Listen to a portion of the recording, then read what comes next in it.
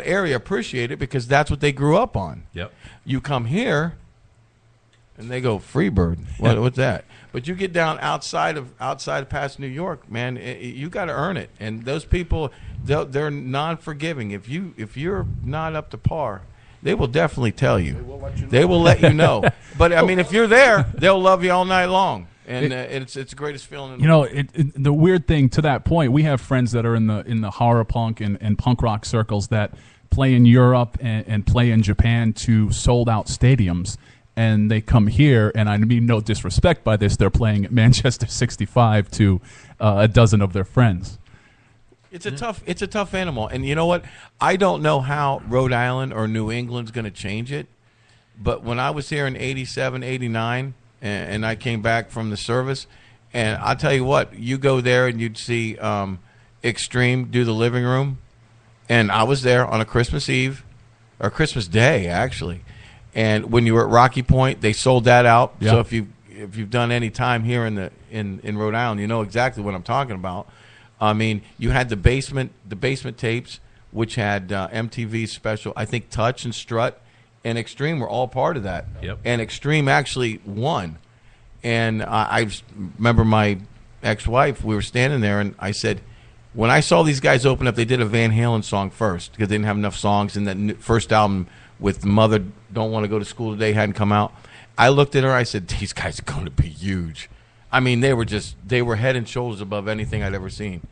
And I told her, I said, if we ever got a band together, that's what I wanted. And I tell you what, these guys right here, Andy Kay, Michael P. Green, and Danny, we are in that realm, that thought when I think of that. And I hope we can bring it back. I hope Rhode Island can change. What I've seen, and I've been in the music scene, business, whatever you want to call it, for quite a long time. I started off over 20 years ago. So for me, I mean, I used to hang out with the guys from Archives, Strut, Touch, Grandma's Pajamas, all the bands that were around. Corey was a really good friend of mine from Grandma's Pajamas, God rest her soul. But what you saw then and what you're seeing now, right now, everyone, I listen to hardcore. I can't listen to punk. Why can't you listen to punk? It's music. Appreciate the music. Don't appreciate, genre specific. Oh, I can't go to this bar because I don't like that bartender. Who cares? Go to the other bartender. You have so much infighting right now. People are being very catty, a lot of drama. And if they would just knock it the hell out, the scene in Rhode Island, which is already one of the top 10 scenes in the country, the Rhode Island scene it's been in all kinds of magazines. In fact, GQ just said Providence is is the coolest city in the country. Why? Well, you have to read their article to find out. I read it. A lot of things I agree with, but still, if the music scene itself can just say, hey, you know what? Let's do mixed genre shows. Let's get over this catty BS and really just appreciate the music for what it is, either hard driving rock, or whatever. I think the scene would be 100 times better, and even then, it's still one of the top. And there's an economic aspect to that as we come out of the Great Recession. And about a year ago, as I was out on the political trail, I tried to make the case that some people are. I tried to make the case that Rhode Island could be kind of like the Nashville of rock and roll and indie rock, and there's this kind of arts, music, economic component. But you're exactly right. Until people stop crapping on each other for no good reason. I mean, you guys, back in the day, people would just go to a bar. They had no idea who was playing. They had no idea what the cover was going to be, or if Sue and Bobby were going to be there, and they just split up and. She gave him crabs or whatever. I mean, these are the things that go on, unfortunately, in the local music crabs, scene. the good old days. No, I agree with you, Tony. It's 100% different. I remember going to see a band that I've never seen before, and they're actually, I think, in the New England Hall of Fame. I think it's Neighborhoods. Do you remember those guys? Oh, yeah. Yep. I went to Club Babyhead. I had no idea where I was going. I went in, 3 guys. And it was straight ahead rock and roll, Marshall, Les Paul, freaking, that was it. And I was like, these guys are fun. And it wasn't that there were certain styles of music that hadn't been cultivated yet. I guess you'd say there wasn't that grind, the hardcore or whatever it is, or grindcore or whatever they call it. I have no problem. I think music is. I mean, Mike listens to heavier stuff. I listen to anything. I'll listen to anything from Beethoven all the way, Nickelback. I don't care. If there's a writer in there that's doing something that's touching people, then I'll listen to it. Exactly, it doesn't. yeah. You can't. I think that's what the problem is. Everybody wants it now. They got their iPods, their iPhones, and all this stuff. And this is what I can get. And this is, that the money that it costs to put out an album or put out a CD now is cheaper. I understand that. Actually, you don't even have to put out a physical CD anymore. You can do singles. You can put out stuff. It's all digital. Yeah, but if you want it done right, and you really want to compete with the big boys at another level to get it on the radio, it costs a little bit of coin. But the thing of it is that I have no problem going to see. We've played with every style of band out there. We're going into New York City, and I don't know anybody in Rhode Island. You play in New York City? I'll tell you what, if you did, we're the only band that I know of that went there. And I'll tell you what, we played with everybody, from the grindcore guys to the modified hip-hop style stuff. You guys, correct me if I'm wrong. Straight up metal. Straight up metal. And then we go on. And, it was just camaraderie. All those bands we're personal friends with. And if they need something, we'll be there, vice versa. And we've played other shows. And actually, October 17th in Philadelphia, we're playing with Sanctuary. Yeah. Right. A metal fest. At a metal fest, because we have. That's how you got to get on the road. You got to get on the road. Well, I think rock and roll's been redefined. Oh, yeah. I mean, definitely. we were honored to be nominated for a New England Music Award last year, and we were put in the metal band category. And we don't consider ourselves to be a metal band. We're a rock band. Yeah. But when you look at the American Music Awards and you look at who they consider to be rock bands, I guess we're a metal band. Well, if you think back, one of the first heavy metal awards, heavy metal Emmys, actually went to Jethro Tull. That's right. I remember that. But, Beat out Metallica. exactly. Twisted Sister. Yeah. D. Snyder wouldn't. He won't Yeah. let that go. Yeah, Led Zeppelin. Right. In fact, in '72, Zeppelin was actually supposed to play at Rocky Point. Really? It got rained out. That was the only time that they were supposed to play Rocky Point, and that's one of those little tidbits of information. My mind is a fountain of useless trivia. If only they could have tried the chowder and clam cakes. Yeah, but, I mean, why can't Rhode Island? Why can't Rhode Island, Providence specifically? Why can't Providence step up to the plate, the guys that run these clubs, and say, "Hey, you know what? I understand." Because, once we leave this area, this pay-to-play stuff is totally non-existent. Dollar for a holler, which we it's totally existent. hate here.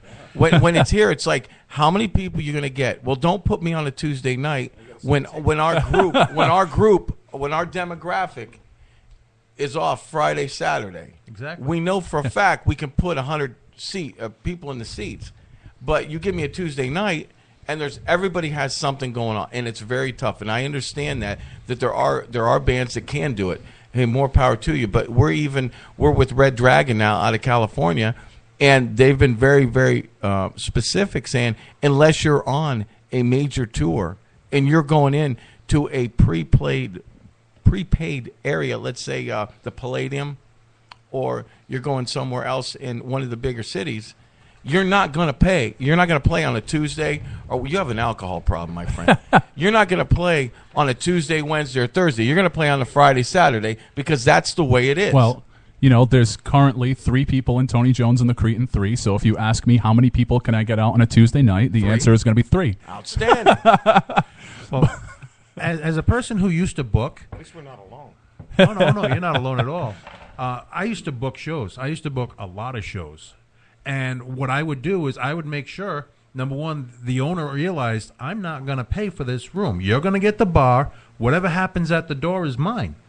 And a lot of places won't do that. There are a few that will, but you got to talk to them and say, hey, look, this is either a benefit show, and why are you going to take money out of the benefit? Or, look, your place ain't that great, and you expect how much? You just get your head whatever, and I'm going to take it somewhere else. Here's one more question, and after this question, I want to get off the bitching / nostalgia portion of the night.